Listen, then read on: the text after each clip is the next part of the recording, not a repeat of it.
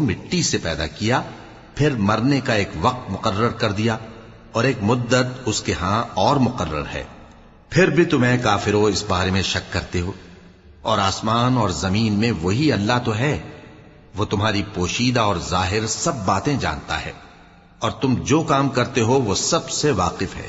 اور اللہ کی نشانیوں میں سے کوئی نشانی ان لوگوں کے پاس نہیں آتی مگر یہ اس سے منہ پھیر لیتے ہیں۔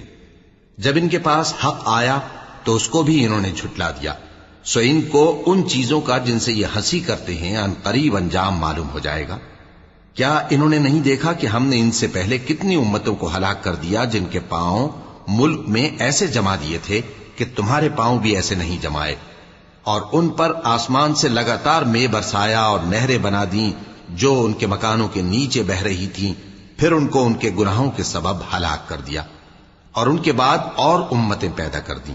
اور اے پیغمبر، اگر ہم تم پر کاغذ میں لکھی ہوئی کوئی تحریر نازل کرتے اور یہ اسے اپنے ہاتھوں سے ٹٹول بھی لیتے تو جو کافر ہیں وہ یہی کہہ دیتے کہ یہ تو صاف صاف جادو ہے، اور کہتے ہیں کہ ان پیغمبر پر فرشتہ کیوں نازل نہ ہوا جو ان کی تصدیق کرتا، اور اگر ہم فرشتہ نازل کرتے تو کام ہی فیصل ہو جاتا، پھر انہیں مہلت بھی نہ دی جاتی۔ نیز اگر ہم کسی فرشتے کو بھیجتے تو اسے مرد کی صورت میں ہی بھیجتے، اور جو شبہ یہ اب کرتے ہیں اسی شبے میں انہیں ڈال دیتے۔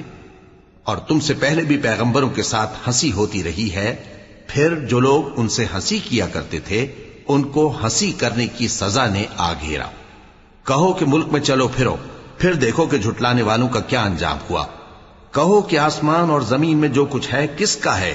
کہہ دو اللہ کا، اس نے اپنی ذات پاک پر رحمت کو لازم کر لیا ہے، وہ تم سب کو قیامت کے دن جس میں کچھ بھی شک نہیں ضرور جمع کرے گا۔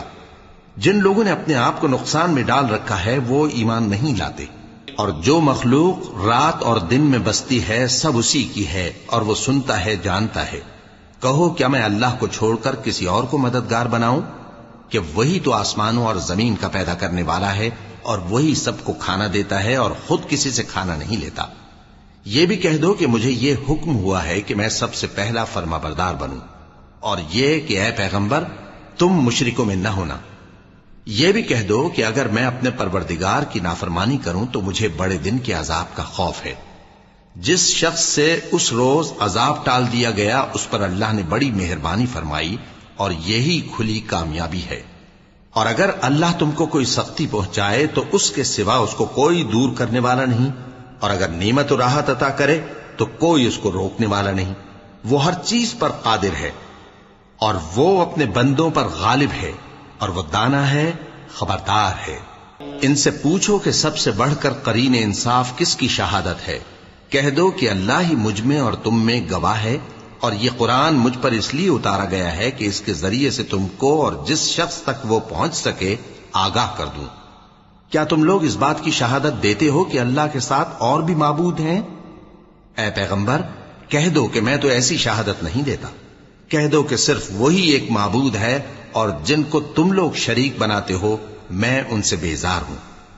جن لوگوں کو ہم نے کتاب دی ہے وہ ان کو یعنی ہمارے پیغمبر کو اس طرح پہچانتے ہیں جس طرح اپنے بیٹوں کو پہچانا کرتے ہیں۔